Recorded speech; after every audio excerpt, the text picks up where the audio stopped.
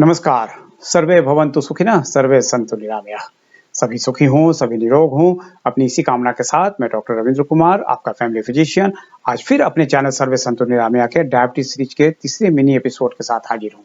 और आज की चर्चा का विषय है रोल ऑफ सीजीएम और continuous glucose monitoring and time in range in diabetes management. Diabetes management का एक ही गोल या उद्देश्य होता है कि डायबिटिक पेशेंट के ब्लड शुगर लेवल को नॉर्मल रेंज में रखना। अब ये नॉर्मल रेंज क्या होता है? जब कभी भी हम काफी देर तक खाली पेट रहते हैं, जैसे कि सुबह में फास्टिंग में हमारा ब्लड शुगर लोएस्ट लेवल पे रहता है, और जब हम भोजन करते हैं तब यह धीरे धीरे बढ़ता है। उसी समय पैनक्रियाज इंसुलिन को सिक्रेट करता है, जिसके एक्शन से यह ब्लड शुगर लेवल धीरे धीरे घटते हुए नॉर्मल रेंज में आ जाता है।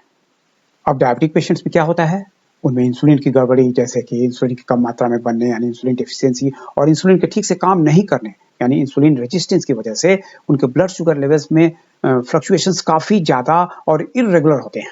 साथ ही उनको दी जाने वाली दवाओं और बाहर से दी जाने वाली इंसुलिन की वजह से उनके ब्लड शुगर लेवल्स में 24 घंटे में काफ़ी उतार चढ़ाव होता रहता है। जब किसी डायबिटिक पेशेंट या किसी भी व्यक्ति का ब्लड शुगर 24 घंटों के दौरान न तो नॉर्मल रेंज से नीचे यानी हाइपोग्लाइसीमिया के रेंज में जाता है, और न ही इस रेंज से ऊपर यानी हाइपरग्लाइसीमिया के रेंज में जाता है, तब कहते हैं कि उसका blood sugar level normal range में है। और जितनी देर उसका ब्लड शुगर लेवल इस नॉर्मल रेंज में रहता है उसे टाइम इन रेंज या TIR कहते हैं, और जितनी देर उसका ब्लड शुगर लेवल इस रेंज से ऊपर रहता है उसे टाइम अबव रेंज यानी TAR कहते हैं, और जितनी देर उसका ब्लड शुगर इस रेंज से नीचे रहता है उसे टाइम बिलो रेंज यानी TBR कहते हैं। कंटिन्यूअस ग्लूकोज मॉनिटरिंग या CGM या कंटिन्यूअस ग्लूकोज मॉनिटरिंग सिस्टम, जिसे हम CGMS कहते हैं, एक ऐसी टेक्निक है जिससे डायबिटीज के मरीजों में 24 घंटे लगातार 7 से 14 दिनों तक उनके ब्लड शुगर लेवल्स की फ्लक्चुएशन को रिकॉर्ड किया जा सकता है, और तब हम बड़ी आसानी से उनके टाइम इन रेंज यानी TIR, टाइम अबव रेंज यानी TAR और टाइम बिलो रेंज यानी TBR को कैलकुलेट कर सकते हैं। स्टडीज में ये पाया गया है कि यदि किसी डायबिटीज पेशेंट की CGM रिकॉर्डिंग 70% या उससे ज्यादा टाइम इन रेंज में रहती है, तब उसमें डायबिटीज के फ्यूचर कॉम्प्लिकेशंस की संभावना बहुत कम होती है। इसीलिए आजकल हम डायबिटीज के प्रिसाइज मैनेजमेंट के लिए CGM रिकॉर्डिंग की मदद लेते हैं। यदि हम CGM की तुलना ग्लूकोमीटर द्वारा ब्लड शुगर टेस्ट से करें तो हम कह सकते हैं कि ग्लूकोमीटर टेस्ट स्ट्रिप से ब्लड शुगर टेस्ट एक स्नैपशॉट की तरह से होता है, जबकि CGM एक वीडियो रिकॉर्डिंग की तरह से होता है। वैसे तो CGM डायबिटीज मैनेजमेंट में बहुत यूजफुल होता है, लेकिन कुछ सिचुएशंस में इसकी उपयोगिता बहुत बढ़ जाती है, जैसे कि टाइप 1 डायबिटिक्स जो इंसुलिन पर डिपेंडेंट रहते हैं, या वैसे टाइप 2 डायबिटिक्स जिनमें ब्लड शुगर लेवल्स की फ्लक्चुएशन बहुत ज़्यादा हो रही हो या जिनमें इंसुलिन देना पड़ रहा हो, उनमें डायबिटीज के मैनेजमेंट में CGM से बहुत मदद मिलती है।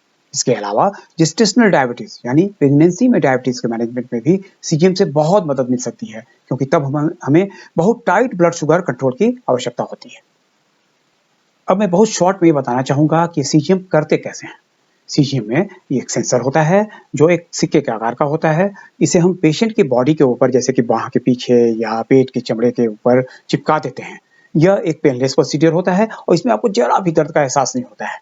चिपकाने के बाद इस सेंसर की फ्लेक्सिबल निडल यह हमारे चमड़े के नीचे जाकर के हमारी कोशिकाओं के बीच की इंटरस्टिशियल फ्लूइड में चली जाती है, और वहां से ग्लूकोज की रीडिंग लगातार लेती रहती है।